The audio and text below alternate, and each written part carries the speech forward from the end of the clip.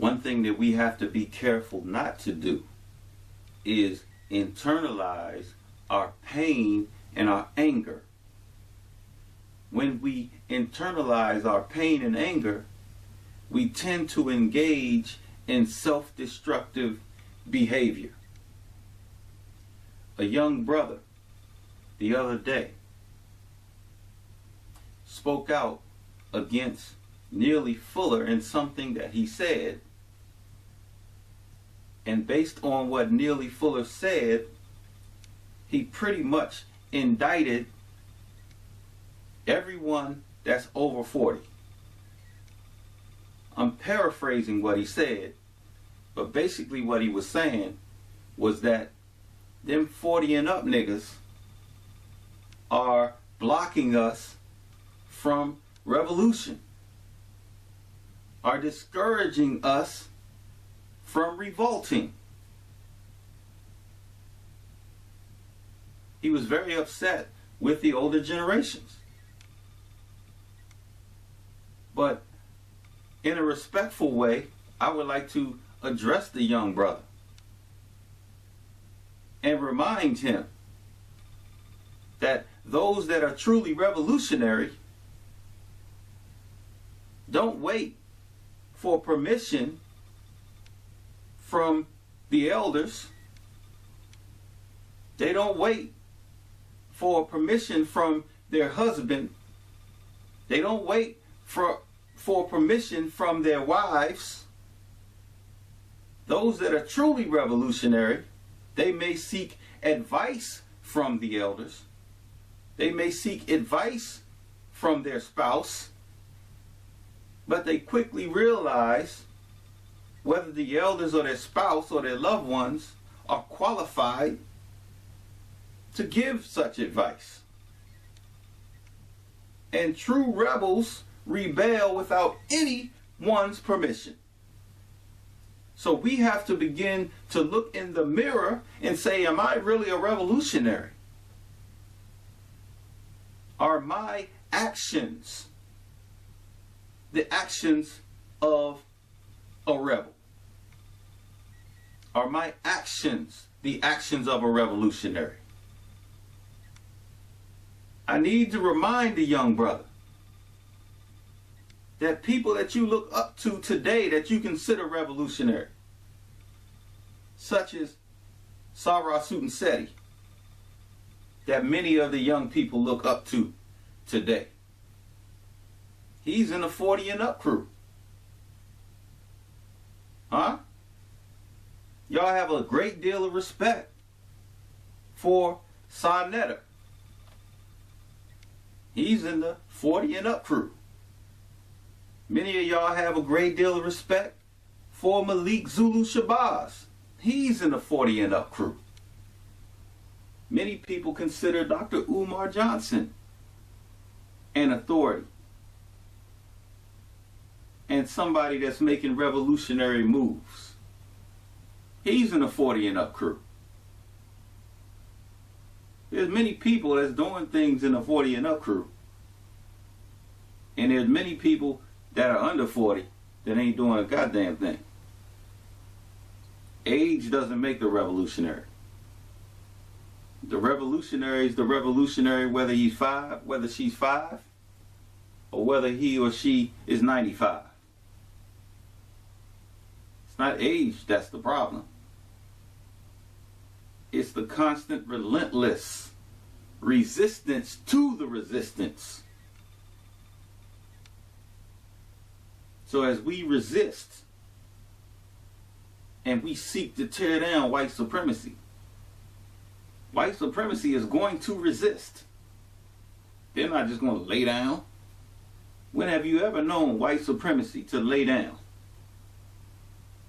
The Akawu tells us not to be fooled when the devil changes, for he or she may have only found a better way to stay the same. Need I remind you that the older the Honorable Dr. Khalid Abdul Muhammad got, the more revolutionary he seemed to become. Need I remind you that the older Kwame Ture got, and the closer to his deathbed he got, the more revolutionary he became. Those of us that are not revolutionary in our 40s and up, most typically were not revolutionary when they were younger.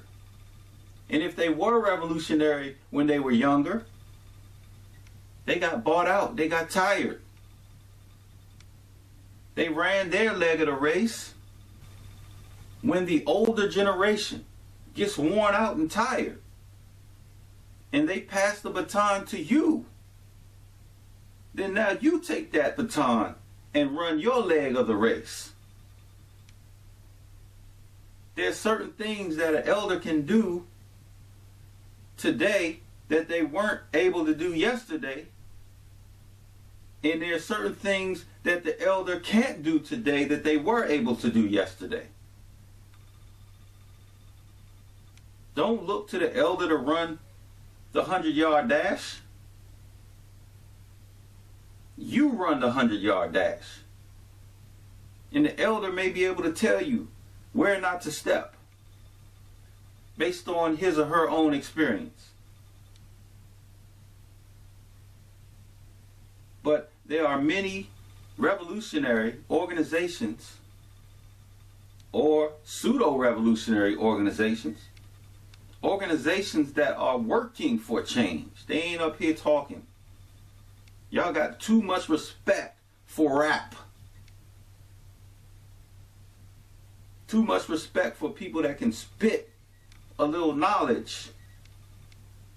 But it's like y'all don't have no respect for organizations and individuals that are actually putting in work to help their people. Putting in work to move their people towards independence and freedom. There are many organizations. Here in DC, you got a PIL that's doing a lot of work. Look up Lasana Mack. Some of these names y'all ain't never heard of because they ain't standing in front of the camera all damn day. Look up President General Senghor Bayi of the UNIA-ACL. These brothers are putting in work. Look up National Black United Front. These organizations and brothers of these organizations are putting in work. These sisters are putting in work. Some people putting in so much work, you don't even know their name. They ain't got time to stand up and say, look, my name is so-and-so and so-and-so. They got their nose to the grind, doing work and putting in their time. So don't look to the 40 and up crew, and I'm a member of the 40 and up crew.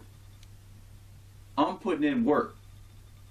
Let me tell you something about the 40 and up crew. Generally speaking, once you get in that age range, 40, 50, 60, you have more to lose than folks that are younger.